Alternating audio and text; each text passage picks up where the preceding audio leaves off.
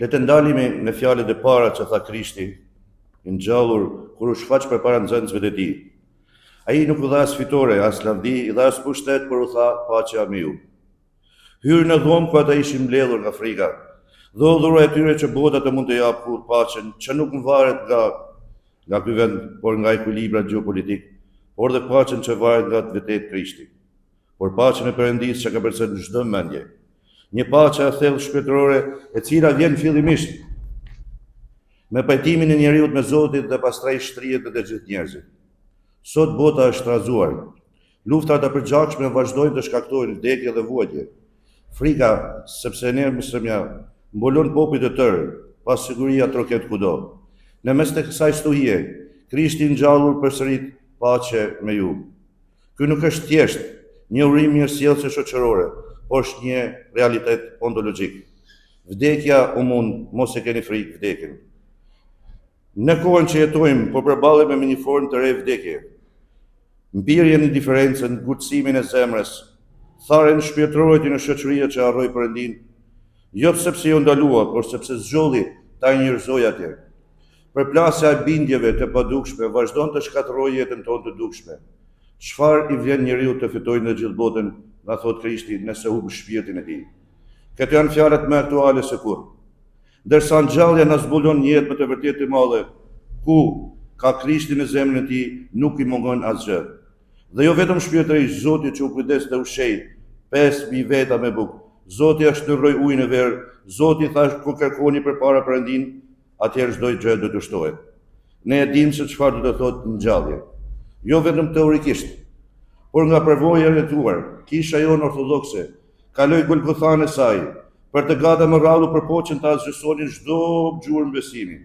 Kisha të shkatëruan, klerikët të martirizuan, fjala Perëndisë u ndalua, kisha duke e vdekur, e varrosur në një varr të volosur, e megjithatë ajo u ngjall. Guri u rrugullis, besimi lulëzoi përsëri, kisha të rindërtuan, komunitetet të krijuan. Kjo nuk ishte një arritje njerëzore, ishte fuqia e Krishtit të ngjallur që vepron brenda historisë.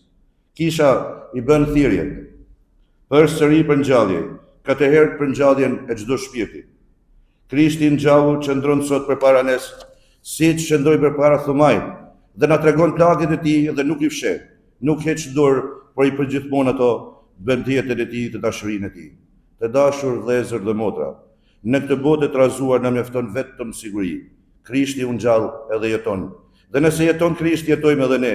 Dhe nëse ne jetojmë me Krishtin, atëherë as vdekja, as ligësia, as varfëria, as përndjetja nuk mund të na ndajë nga dashuria dhe nga paqja e tij. Ditë ngjalljes së Zotit tonë Jezu Krisht është themeli i paqes. Le të përgjigjemi pra thirrjes paqe me ju në të gjithë jetën. Le të bëhemi vetë paqbërës në një botë që po shkatërrohet nga urrëtia, lakmia dhe egoizmi, por që të bëhemi paqbërës, fillimisht duhet të bëhemi paqe brenda nesh. Bëni paqe në zemrën tuaj, thot Sherafimi Serovit. Dhe mira njerëz rreth jush do të shpëtohen, sepse nuk ka paqe aty ku nuk është keqja, por vetëm aty ku është prania e Perëndisë.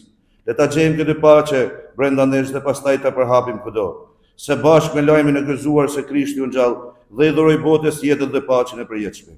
Me dashurinë e Zotit të ngjallur, Johani kryepiskopi i Tiranës, Durrësit edhe i gjithë Shqipërisë. Krishti u ngjall, me të vërtetë u ngjall.